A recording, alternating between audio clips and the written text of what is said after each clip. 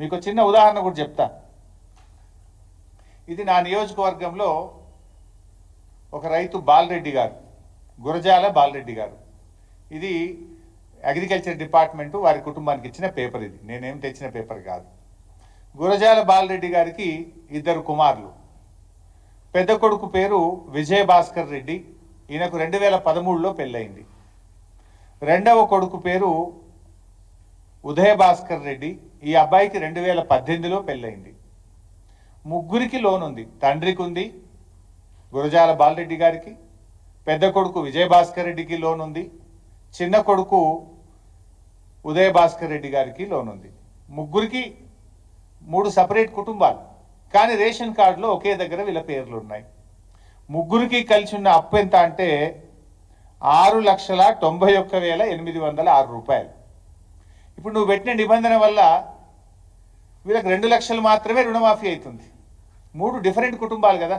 2013లో ఒకరికి పెళ్ళయింది, 2018లో ఒకరికి పెళ్ళయింది.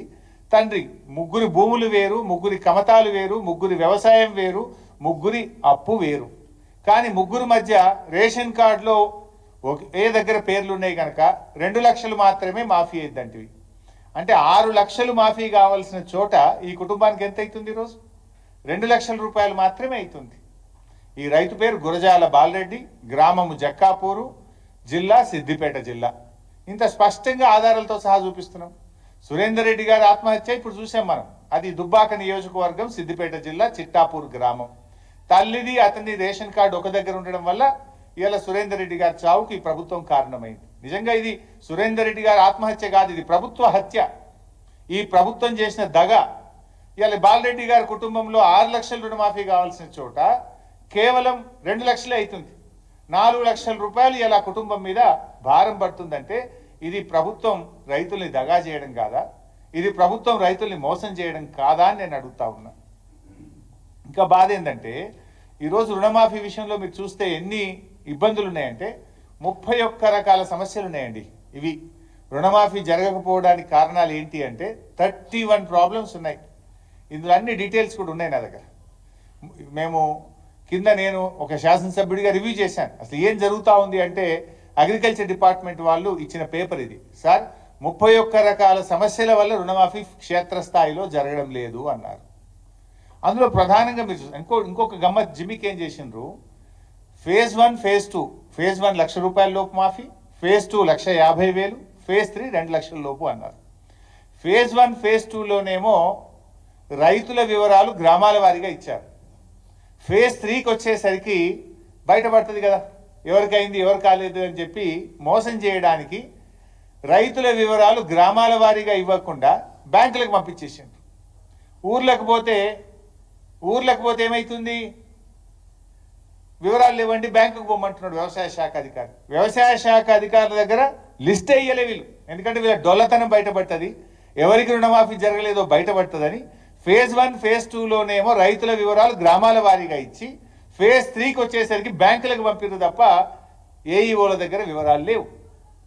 ఇలా రైతు రుణమాఫీ ఎగ్గొట్టడానికి ఈ ప్రభుత్వం 31 సాకులు చూపించింది.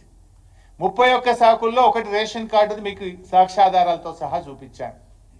రెండవ కారణం ఫ్యామిలీ. ఇలా ఇది చాలా ఆశ్చర్యకరం, నిజంగా మీరు కూడా వింటే నవ్వుతారు. మా నియోజకవర్గంలో నల్ల మనెమ్మ, వారి భర్త గారు 2010లో చనిపోయారు. నల్ల మనెమ్మ గారు, నారాయణరావుపేట గ్రామం. ఈ అమ్మగారికి 1,30,000 అప్పు ఉంది బ్యాంకులో, యూబీఐ బ్యాంకులో 1,30,000 అప్పు ఉంది. అయితే రుణమాఫీ కాలేదు. మీకు వ్యవసాయ శాఖ అధికారుల దగ్గరికి పోయింది, నాకు రుణమాఫీ కాలేదు అంటే, మీ భర్త చనిపోయింది కదా, మీ భర్త ఆధార్ కార్డు తీసుకురాపో అన్నారట. వీళ్ళ భర్త చనిపోయిందేమో 2010లో. ఆధార్ కార్డులు ఎప్పుడు ఇష్యూ అయినాయి? 2011 తర్వాత ఆధార్ కార్డులు ఇష్యూ అయినాయి. నా భర్త చనిపోయినాడు, ఈ ఆధార్ కార్డు పద్ధతే లేదు, నేనేడికెళ్ళి ఆధార్ కార్డు తేవాలంటే ఆధార్ కార్డు లేకపోతే నీకు రుణమాఫీ కాదుపో అంటుంది. ఇప్పుడు ఆమె ఏం కావాలి? యాడికెళ్ళి తేవాలి ఆధార్ కార్డు?